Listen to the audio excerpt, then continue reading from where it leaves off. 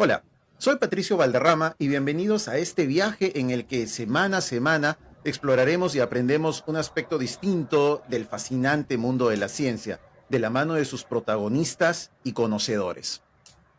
La Victoria es un pequeño pueblo ubicado en el Valle del Cauca, en Colombia. Los pobladores tenían que viajar largas distancias para ir al banco o la farmacia, pero en los últimos años se transformó. Hoy La Victoria tiene hoteles, supermercados, restaurantes y una gran atracción turística, su Museo de Historia Natural, hecho ladrillo a ladrillo y fósil a fósil de la mano de sus habitantes y científicos locales.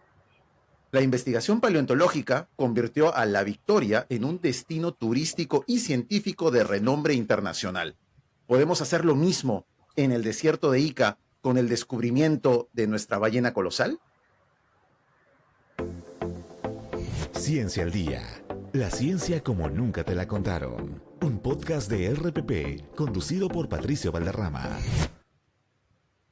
Bienvenidos a Ciencia al Día. Y en este primer episodio tenemos a nada más y nada menos que uno de los integrantes del equipo que hizo el descubrimiento científico peruano del año. El animal más pesado que existió en la historia de nuestro planeta, que por supuesto tenía que ser peruano, y que fue bautizado como el Perucetus colossus. Comencemos.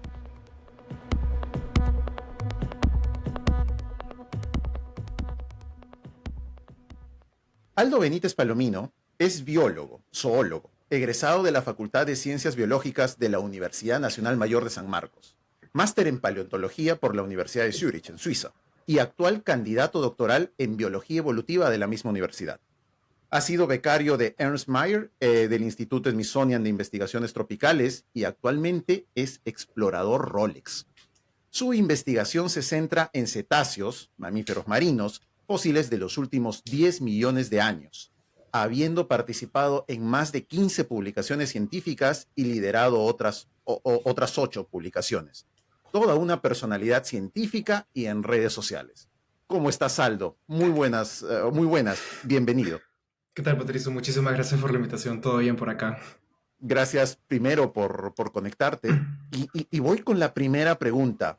¿Cómo se te interesó la paleontología? ¿Cómo es que te nace el tema de la paleontología? ¿Y existe la carrera de paleontología en el Perú? Tengo que culpar a mis padres porque cuando yo tenía 4 años, ellos me compraron una serie de 3 libros: del espacio, los insectos y paleontología, que eran dinosaurios, nada más, un libro súper simple. Desde ese momento, cuando tenía 4 años, yo supe que quería ser paleontólogo.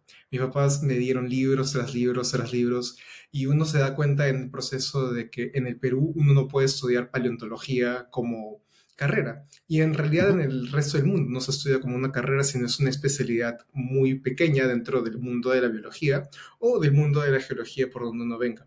Entonces, el primer paso que uno da para estudiar paleontología es un pregrado en geología o un pregrado en zoología.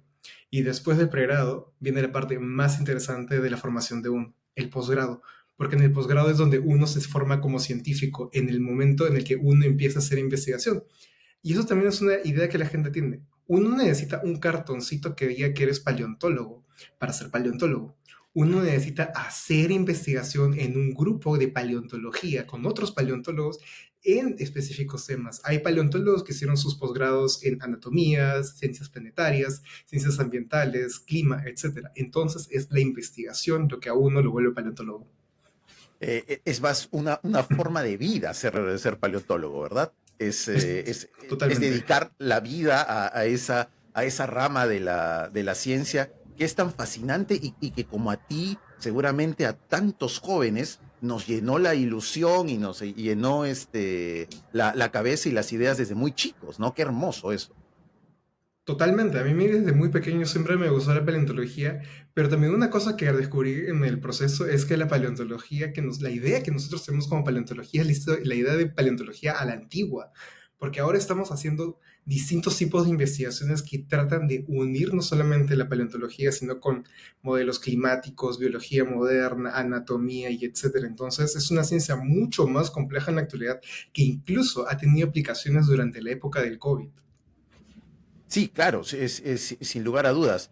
Y no hay nada más gratificante, ¿no? Que hacer un descubrimiento, encontrar, yo como geólogo te digo, los primeros cursos en la universidad, llevamos un curso de paleontología y otro de Ujú. micropaleontología, íbamos al campo en las montañas de Cusco a encontrar trilobites, que para nuestros oyentes es una especie de insecto chiquitito, así bien, bien marciano, tiene sus antenas, todo y encontrar un pedacito, una cosita que pareciera, era fantástico, ¿no? O sea, me imagino lo que ustedes, tu equipo, todos tus colegas, sintieron cuando comenzaron a encontrar los primeros rastros de lo que ahora se llama como Perucetus colossus, ¿no? Cuéntanos, por favor, cómo ha sido el proceso de descubrimiento del Perucetus colossus. Pues te voy a contar una cosa antes de eso. El Dale. Museo de Historia Natural en Sí. Lima, de la Universidad de San Marcos, tiene una colección de paleontología de vertebrados, Ujú. que tiene un montón de fósiles que han estado acumulándose años tras años. Ahí hay un montón de secretos que nos toca develar. El Perucetus es uno de esta lista, encontrado por mi colega, el paleontólogo de campo, Mario Urbina, hace más de 10 años. Mario ha contado Ya. muchas veces esta historia de cómo fue al desierto y cómo se peleó con su chofer para poder acceder a este montículo de tierra que no había visto en los días anteriores, semanas o años anteriores, y donde hasta se sumaba pedacitos de lo que en ese momento no se sabía, pero parecía que era hueso. Ujú. Pues Mario fue una serie de veces al campo a tratar de excavar y darse cuenta de lo que estaba ahí realmente era un hueso. Y nos llevó unos pedazos al laboratorio. Yo me acuerdo de los pedazos todavía que llevó al laboratorio. Y era un pedazo que totalmente marciano. Era un pedazo que parecía masivo de hueso. Y la mayoría de nosotros estábamos con muchas dudas de que eso realmente fuera hueso, porque se veía totalmente distinto de lo demás. Pero Mario no, insistía que es hueso. Y el destino, el tiempo le dio la razón a Mario, porque estuvo excavando mucho tiempo en el área y empezó a descubrir la primera vértebra. Y cuando nos dimos cuenta de que era una vértebra, realmente nos voló el cerebro. Ver este animal tan grande, Eso. tan complejo, era algo que no lo esperaríamos. Sin lugar a dudas. ¿Nos puedes explicar cómo es que ocurre el proceso de fosilización? ¿Lo que tú has encontrado ha sido hueso o ha sido roca convertida en hueso? ¿Qué es lo que han encontrado? A ver, te lo explico de manera bien simple y vamos a Ujú, ponernos en un ejemplo que todo el mundo conoce. Imagínate que se te muere un pececito en el ujú. océano. Ese pececito va a ser llevado por la corriente hasta un lado, por ejemplo, al fondo arenoso, y este pececito va a empezar a ser cubierto por la arena. La Ahí es nueva donde arena empieza que va entrando. Sí, y ahí es donde se empieza el proceso de fosilización porque viene arena a cubrirlo, capa tras capa tras capa, y pasa muchísimo tiempo en el cual puede que haya descomposición del material orgánico, pero puede también que no haya descomposición del material orgánico dependiendo si son condiciones aeróbicas, anaeróbicas, etc. Bueno, la cosa es que este pececito cubierto empieza a pasar el tiempo, a pasar y a pasar el tiempo. Los que eran material orgánico se termina, por supuesto, deshaciendo con el paso del tiempo, a pesar de que se puede conservar algunos pedacitos muy diminutos de material orgánico. Y estos materiales que forman el hueso, los carbonatos, los silicatos, se quedan ahí y pasan por un proceso en el que se endurecen y la roca de alrededor influye sobre ellos para que queden petrificados y nos lleguen hasta ahora. Ya, claro, entonces es un proceso de petrificación, es un proceso de conservación propio bueno, de la naturaleza de los minerales, básicamente, ¿no? O Sí. sea, es algo así. Una consulta que a mí personalmente me persigue desde mis épocas de estudio de paleontología, ¿cómo se le pone el nombre? ¿Por qué se llama Perucetus colossus en latín encima? Ya, hay que separar dos ramas acá. Hay que separar botánica de zoología. Botánica, Ya. estudio de plantas; zoología, estudio de animales. Ujú. Y hay que separar también el concepto de especie, y esto es una cosa que los biólogos tenemos en pelea siempre, porque una especie tiene una definición inmensa. O sea, puede ser Ya, especie por ecología, biológica, reproducción, etc. ya. Nosotros tenemos la especie paleontológica. Y para poder nombrar una especie paleontológica, tenemos unas reglas, que es el código de nomenclatura zoológica. Ujú. Son unas reglas que nosotros tenemos que seguir. Todos los biólogos paleontólogos de animales en el mundo tienen que seguir esas reglas. Todos Y se una rigen de, por esa regla. todos, Ya. todos, todos, todos. Y tú las tienes que tener, si no te pueden invalidar tu trabajo y Ah, lo que has hecho. Y hay una jerarquía incluso. Entonces, los nombres se tienen que latinizar en un binomio. Tiene que haber como que el apellido y el nombre. En vez de ujú. nuestro nombre, por ejemplo, yo me llamo Aldo Benítez, pero si lo viéramos como una especie sería Benítez Aldo, Ya. a la Ok. inversa. Entonces, el Benítez es el género, Aldo es el nombre. Ya. Entonces, Benítez es Perucetus, en este caso, Aldo sería Colossus. Es como se hace la analogía. Entonces, esta latinización de este binomio de estas dos palabritas es la Ujú. que dan el nombre a la especie. Y son únicos los nombres. Son decisión de los autores, sí, pero tienen que seguir las reglas que existen para poder bautizar una nueva especie. Ya. Y se llama, entonces, sería Perucetus. Se distingue la palabra Perú, ¿no? Y cetus viene de cetáceo. Sí, Perucetus es Perú cetáceo. Cetáceo del Perú, cetáceo colosal del Perú. Sería todo junto. Cetáceo colosal del Perú. No, estupendo. Entonces uno tiene que seguir ciertas reglas para no menglar el fósil hallado.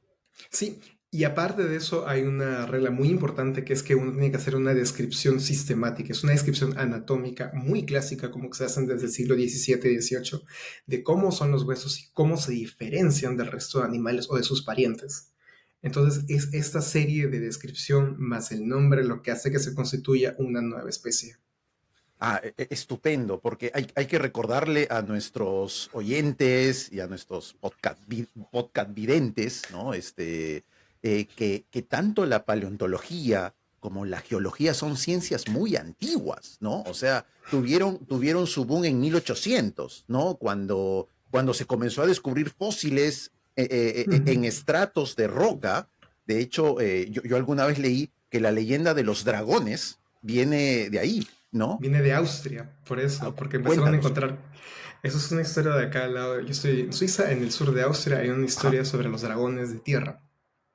Los cráneos de mastodontes y mamuts son muy comunes en el área y sí. la gente pensaba que estos cráneos de mastodontes o mamuts o rinocerontes tenían este aspecto de dragones. Y ahí es donde nace la historia de los dragones, al menos en Europa Central, porque estaban encontrando estos restos fósiles y pensaban que eran dragones. Ah, mira, qué Entonces, increíble, ¿no? O sea, es una ciencia tan antigua y cómo estamos apoyados sobre los hombros de gigantes, ¿no? Sobre descubrimientos tan grandes. ¿Qué fue lo que a ti personalmente más te impresionó del Perucetus colossus? ¿Qué característica? ¿El tamaño quizás? Porque es masivo, es gigantesco.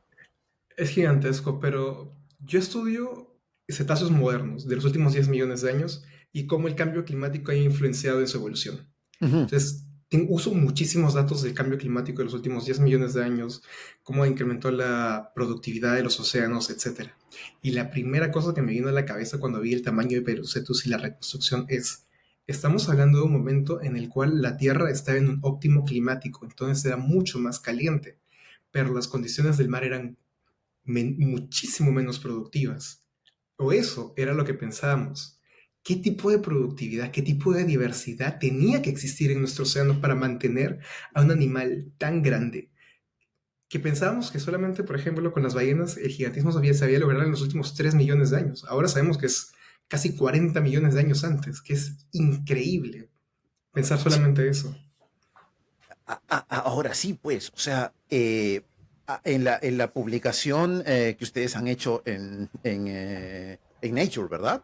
En Nature. Nada más y nada menos, wow, felicidades por eso, comparan al Perucetus colossus por ejemplo, con un cetáceo actual, creo que es la ballena azul, que es la más Sí, grande, y se ve chiquito, o sea, el Perucetus colossus tiene más o menos el tamaño de un avión, una cosa así.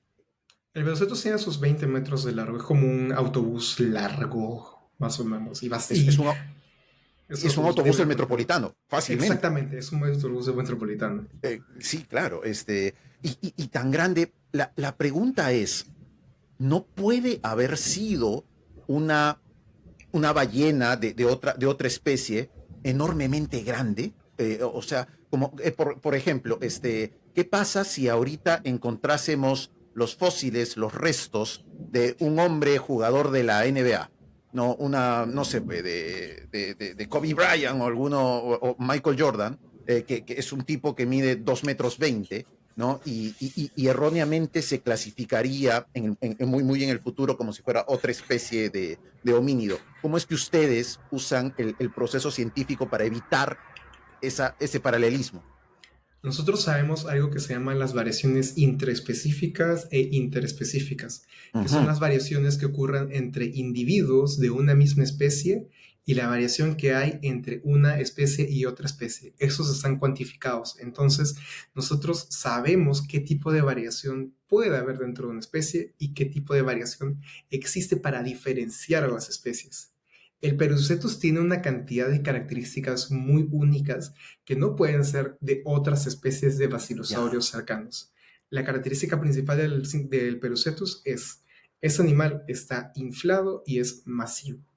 Pero si nos ponemos a ver detalles, si comparamos una vértebra del Perucetus con un Cintiacetus, que es un animal en la misma área, muy similar, pero delgadito, las vértebras del Perucetus tienen un centro vertebral, que es la parte que se articula, masivo, es gigantesco. Ujú. En el Cintiacetus, en su pariente, es una cosa diminuta. Entonces, esas diferencias tan marcadas hacen que nosotros estemos seguros de que es una especie. Y también esto me lleva al siguiente punto, que es, este no es un animal que estaba enfermo. Muchos pensaban que este tipo de crecimiento de la paquistoesclerosis está relacionada con enfermedades. Sí está relacionada con enfermedades, pero es asimétrica cuando es en enfermedades y es en regiones muy específicas. Ujú. Todos los huesos del Perucetus tienen este crecimiento y está año tras año, tras año, tras año. Se puede ver ese crecimiento cuando se hicieron los cortes del animal. Entonces, estamos seguros de que este es un animal sano y de una especie totalmente nueva. Qué espectacular esto, caray. ¿Cómo crees que el descubrimiento del Perucetus colossus ha contribuido a nuestra comprensión, uno, de la evolución de las ballenas y dos, de nuestro clima en el antiguo mar peruano? Si hablamos de la evolución de las ballenas, nos empuja el límite de gigantismo desde el inicio. Pucha. Lo que se pensaba antes es que las ballenas solamente hicieron gigantes cuando empieza la circulación termoalina en el Atlántico y se forma finalmente, se cierra el Istmo de Panamá y los casquetes polares se quedan. Eso es en los últimos 3 millones de años. Pero no, esto de animal tan masivo nos indica que las ballenas desde muy tempranamente en su evolución ya eran gigantes. Y esto es un problema porque mucho de lo que asumimos en el registro fósil está basado en el hemisferio norte y no en el hemisferio sur, no en Claro. regiones como Perú que son riquísimas en material fósil. Y entonces nos cambió el paradigma que teníamos. Nos indica que había una productividad muy fuerte también en el área. Eso es uno. Dos, si hablamos de las condiciones climáticas específicas a nivel global, esto nos demuestra que las condiciones que pensábamos de óptimo climático quizás hayan sido algo regional Ya. y en el hemisferio sur empezamos a tener eventos mucho más focalizados, quizás en la costa del Pacífico, porque ya tenemos evidencia de que había este afloramiento de Humboldt en el área. No muy fuerte como es el Humboldt actual, pero ya había un sistema de afloramiento en la costa. ¿Hace 10 millones de años? En realidad, el Humboldt es bastante antiguo. El afloramiento del Humboldt tiene casi 50 millones de años. 50 Pero hay millones de años. momentos en los que se ha empezado a potenciar cuando se abre el estrecho de Drake al sur, separando Sudamérica de la Antártida, Ajá. cuando se cierra el Istmo de Panamá. Entonces, hay momentos en los que ha estado haciéndose cada vez más, más y más fuerte hasta lo que tenemos en la actualidad. Qué increíble. O sea, nada más imaginar que para que una especie de ese tamaño pueda vivir en el mar tenía que tener comida y tenía que tener un montón de comida. Eso es sorprendente. Sí, tienes que tener un mar muy rico en diversidad para mantener un animal tan grande. En el caso de una ballena azul tiene que comer entre 2 a 3 toneladas al día para mantener su peso de 150 toneladas 2 a 3 toneladas de comida diario. al día. Pucha. Entonces, el Perucetus, que está en sus 180 200 toneladas, calculamos que debía comer al menos 1 tonelada de comida por día. ¡Wow! Es sorprendente eso, ¿no? En los gráficos de reconstrucción del Perucetus, se ve que es bastante ancho ¿cómo le Ujú. llamamos? De pecho, de costados, pero tiene una cabeza chiquita, ¿no? Hasta memes ha salido de la cabeza Del chiquita, cabecita de Perucetus. lo cual me parece fantástico porque tenemos memes de ciencia en el Perú, eso es buenísimo, ¿no? ¿Por qué ustedes han decidido que Perucetus tenía una cabeza chiquita? Es porque no tenemos evidencia de que haya la cabeza sido grande. La única evidencia que tenemos es por sus parientes, que la cabeza es pequeña. En los Ya. basilosaurios siempre la cabeza es pequeña. Hay unos animales que tienen un cuerpo de 15 metros, pero la cabeza es de 1 metro. Entonces, no podemos hipotetizar en base a algo que no conocemos. Y la evidencia que tenemos hasta el momento nos indica que, siendo un basilosaurio, la cabeza es pequeña. Obviamente nosotros reconocemos que al no tener la cabeza las posibilidades son ilimitadas de lo que puede Ujú. ser posible. Y también reconocemos que para tener un animal tan grande y tan pesado se necesita una cabeza que pueda alimentar ese cuerpo gigantesco del animal. Ujú. Porque, no sé, haciendo una comparación con una de las últimas películas que ha salido, Megalodón, uno se imagina pues un cuerpo grande con una boca del ancho del cuerpo, ¿no? Y dientes, una cosa más parecida a un tiburón o a una ballena actual, ¿no? Una bocaza enorme, pero en el pasado eran distintos, ¿no? Sí. Era una línea evolutiva distinta. Es sorprendente eso, ¿no? Y este nuevo panorama que tenemos de el nuevo mar peruano, de esta cantidad de riqueza que pudo haber mantenido un animal como el Perucetus, para empezar, es una especie, no es que han encontrado uno solo, ¿no es cierto? Eh, ¿Cuáles crees tú que sean los siguientes pasos para encontrar más Perucetus? ¿Qué es lo que tenemos que hacer? ¿Dónde tenemos que mirar? Tenemos que seguir viendo en la misma capa de rocas, porque lo que sucede es que nosotros encontramos capas específicas, son unas Ujú. lentes que hay en el desierto, que tienen las condiciones adecuadas para que esos materiales se fosilicen. Y algo que nos sucedió con otros fósiles, como por ejemplo el Leviatán y parece que ser un animal, por ejemplo en el caso del Leviatán, que vivía en mar abierto y sus restos acabaron varados en la costa. Ya. Entonces, nosotros solamente tenemos la idea de la fauna costera, no sabemos qué estaba viviendo en el mar abierto. Y descubrimientos como el Perocetus son muy excepcionales porque quizás haya sido un animal de mar abierto, a pesar de que haber sido allá en la costa, o puede haber sido un animal costero muy especializado. No lo sabemos hasta que encontremos más material y tenemos que seguir explorando esta edad en específico. Que esa capa en la que encontraron el Perucetus, en algún momento esa capa fue el fondo marino, fue donde los huesos Cayeron. depositaron. Ahí el Sí, cuerpito del Perucetus cayó y fue cubierto por otras capas a lo largo de millones de años, ¿no? totalmente. Sorprendente esto. ¿Qué te gustaría que la gente supiera sobre el Perucetus colossus? ¿Qué mensaje tú le darías a a la gente de esto es nuestro, hay que valorarlo? ¿Cuál sería tu mensaje? Lo que me ha gustado mucho de Perucetus es cómo lo ha recibido la gente. Eso es algo totalmente cierto. Ha despertado este nacionalismo que tenemos como peruanos muy fuertemente. Y por algún momento me he dado cuenta de que mucha gente, incluso que tenía conflictos, se sintió orgullosa de ser peruano nuevamente porque teníamos un animal tan grande. Nuestra idea fue, al momento de decirle Perucetus, es, hey, Argentina tiene su Argentinosaurus, Chile tiene su Exacto. Chilesaurus. Nosotros como paleontólogos no les podemos dar un dinosaurio, lo lamentamos porque no hay dinosaurios en el Perú o no han sido exploradas las zonas, pero tenemos ballenas y tenemos uno de los animales más grandes que existió. Entonces, qué más orgullo que decir, tenemos un animalote en el Perú y no hay en otro lado, lo tenemos, el único fósil que se conoce hasta la fecha en el Perú. Increíble. Bien rapidito, cuéntanos, ¿por qué no hay dinosaurios en el Perú? ¿Por qué no tenemos un tiranosaurio? ¿Por qué no tenemos un argentinosaurio que es una especie de raptor también grandazo, ¿no? Es parecido a un tiranosaurio. ¿Por qué no tenemos esos en el Perú? Pues lo que sucede es que en el tiempo de los dinosaurios la mayor parte del Perú estaba cubierto bajo agua. Todas nuestras cordilleras, los Altos Andes, están hechos de rocas marinas, no de Ujú. rocas continentales. Hay muy pocas rocas continentales del Mesozoico en el Perú. Entonces, es más fácil trabajar con animales marinos en el Perú porque el Perú está hecho de rocas marinas en su mayoría, no de rocas continentales.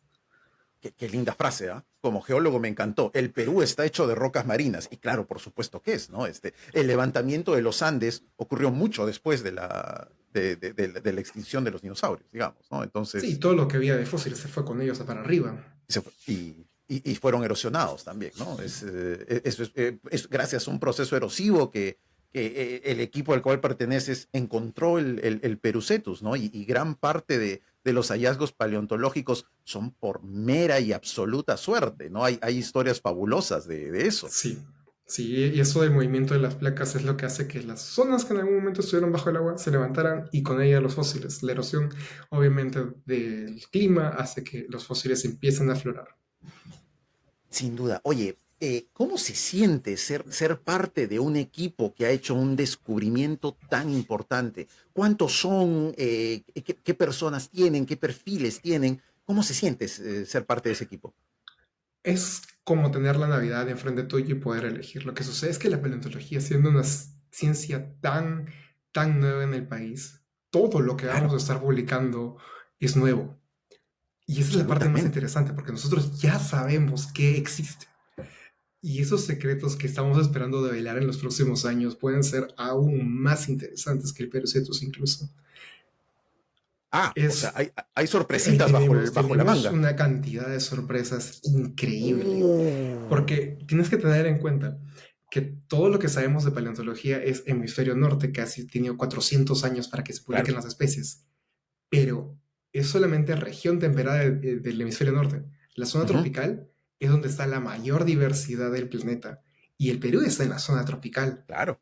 Entonces, la zona en la que estamos tiene la mayor diversidad en biología actual y en el registro fósil. Entonces, tenemos una cantidad de sorpresas que es como, para mí es como estar en una Navidad. Todo el equipo está realmente metido en el tratar de estudiar nuevas y nuevas cosas que nos paran saliendo año tras año. Y lo interesante es que no solamente es el desierto de Kukagi es nuestro hotspot, es nuestro sitio principal, Ujú. pero con el equipo estamos empezando a ir a otros lugares del país que también están teniendo unas sorpresas alucinantes. Qué increíble. O sea, podemos esperar más de este equipo y de hecho lo vamos a tener en el transcurso de los años, ¿no? O sea, esto no acaba en el Perucetus. No, en los próximos meses van a poder ver la próxima gran noticia que tenemos. Entonces, nosotros ya tenemos mucho de eso listo y vamos a empezar a sacarlo con periodicidad, año tras año, dos hallazgos grandes por año. Y esa es una meta que al menos yo me he trazado de tener. Qué espectacular, qué espectacular. Oye, con el lanzamiento al estrellato, ¿no? del Perucetus Colossus, la gente se ha vuelto a interesar en la paleontología y con la gente me refiero a las personas del día a día, de la calle, ¿no?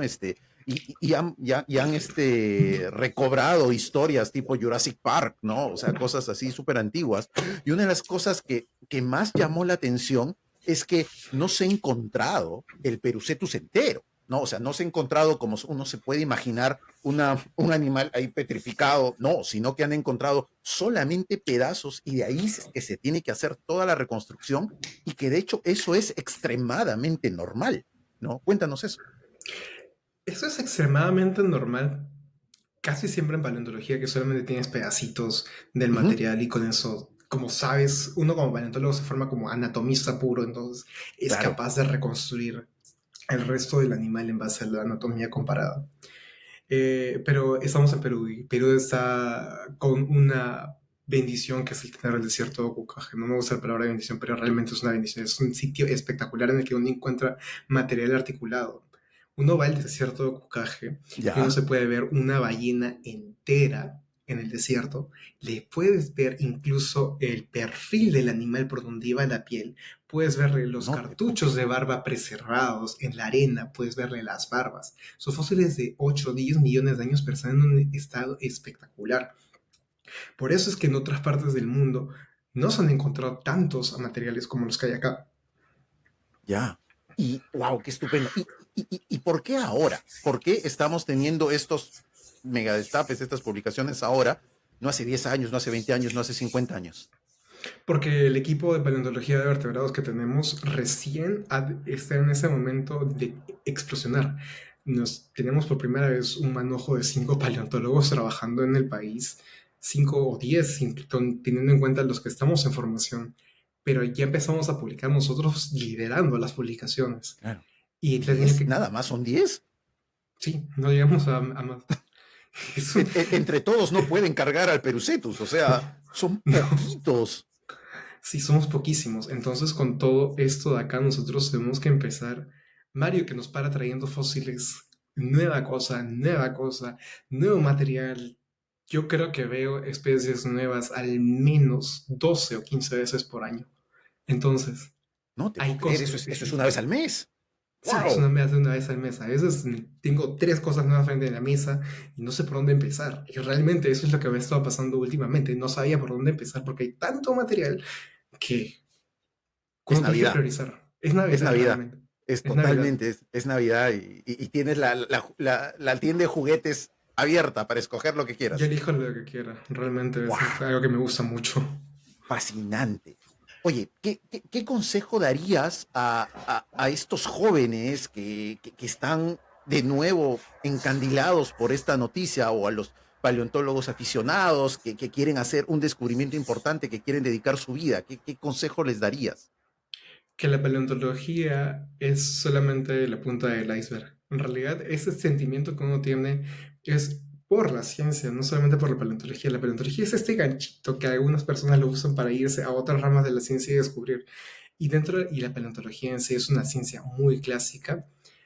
Es muy arduo el trabajo y la inversión que uno tiene que hacer. Yo ya llevo 12 años en la universidad por el doctorado del pregrado. Entonces, sí, claro. Es una inversión larguísima y no tiene que tener la estabilidad mental para hacer todo esto.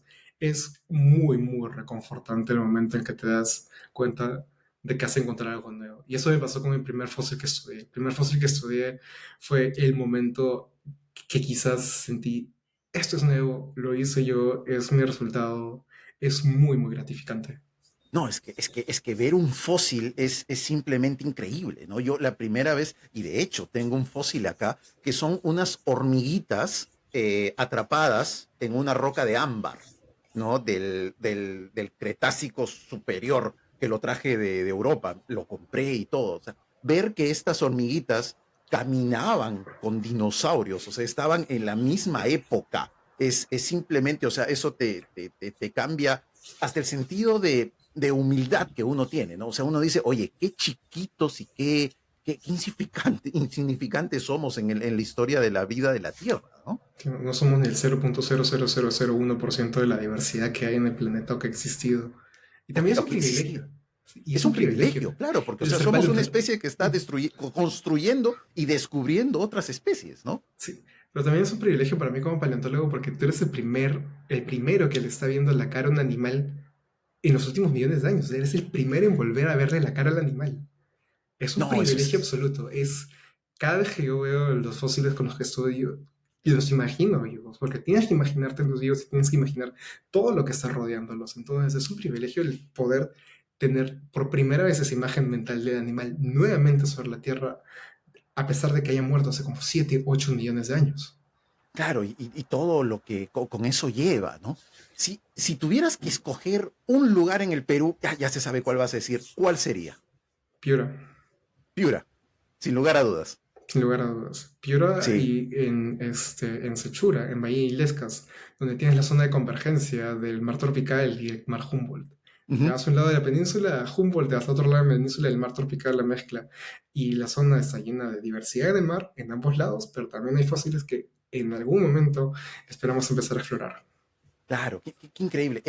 ¿Cuáles son tus planes a futuro? Ya después de esto te jubilas, viejo. Ya hiciste el descubrimiento de una generación. ¿Cuáles son tus planes a futuro? Mis planes a futuro son el acabar el doctorado. Ya, claro. Tengo 2 artículos súper importantes que son el centro de mi doctorado. Ya se publicaron los primeros 2 capítulos, pero ahora estoy liderando 2 capítulos muy interesantes, que son las noticias que nos tocan develar, porque son hallazgos también que cambian mucho de lo que pensábamos que sucedía en la evolución de los cetáceos. Entonces, Son hallazgos que estoy muy, muy emocionado de empezar a... Ya es hora de soltar. Espectacular. Ya. ¿Y cuál es el futuro del Perucetus? El futuro del Periocetus es volver a campo y tratar de ver si sigue habiendo más material del animal en el sitio en que se le encontró. ¡Wow! ¡Qué increíble! Y de hecho, o sea, todos podemos ir a visitar al Perucetus ahora mismo, ¿no? Está en el Museo de la San Marcos. Sí, está en el Museo de Historia Natural de San Marcos, Avenida Arenales 1256. Es una exhibición masiva del animal más pesado que alguna vez existió. El animal más pesado que alguna vez existió. O sea, olvídense de tiranosaurios, de ballenas, de mamuts, nada. Nuestro Perucetus es Es lo muchísimo más más. pesado que puede haber tenido. Se comía mostritos a diario el animal.